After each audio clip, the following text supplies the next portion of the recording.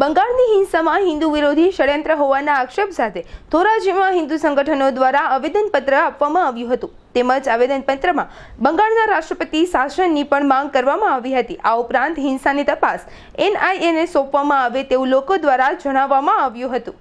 મનીષ સોલંકી, વિશ્વ હિન્દુ પરિષદ ગોંડલ જિલ્લાની જવાબદારી। અત્યારે તાજેતરમાં પશ્ચિમ બંગાળમાં જે અત્યારે હિન્દુઓ ઉપર અત્યાચાર થાય છે, ટીએમસી ની સરકાર એટલે મમતા બેનર્જીની સરકાર દ્વારા જે જેહાદીઓ દ્વારા આયોજન પૂર્વક હિન્દુઓના ઘરને ટાર્ગેટ કરીને, હિન્દુઓના મંદિરોને ટાર્ગેટ કરીને યોજનાબદ્ધ રીતે જે હિન્દુઓને અત્યારે મારવામાં આવે છે, તેના ઘરેથી એને પલાયન કરવા માટે મજબૂર કરવામાં આવે છે। ત્યાંની આપણા હિન્દુ બેન દીકરીઓની જે આબરૂ જે છે એ અત્યારે નીલામ કરવામાં આવે છે। આ જેહાદી માનસિકતાની સામે અત્યારે અમે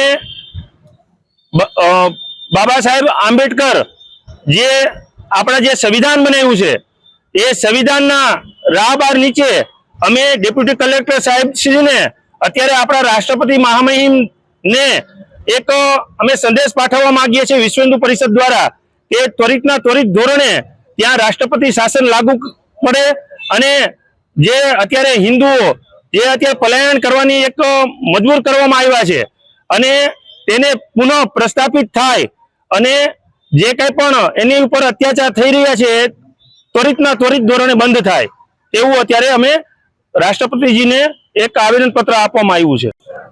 જલસુખભાઈ વાગડિયા, વિશ્વ હિન્દુ પરિષદ ધોરાજી પ્રખંડ પ્રમુખની જવાબદારી। આજ રોજ વિશ્વ હિન્દુ પરિષદ અને બજરંગ દળ દ્વારા ધોરાજીની અંદર ડેપ્યુટી કલેક્ટર શ્રીને એક આવેદન પત્ર આપવામાં આવ્યું છે।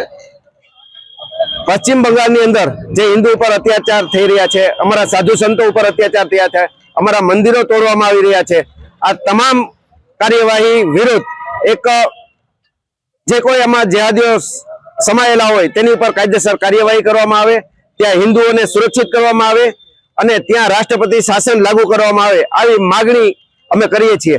અને બીજો એક મેસેજ પણ આપીએ છીએ પશ્ચિમ બંગાળના હિન્દુઓને, તમે એકલા નથી, અમે ગુજરાતના તમામ હિન્દુ તમારી સાથે છીએ। જય શ્રી રામ।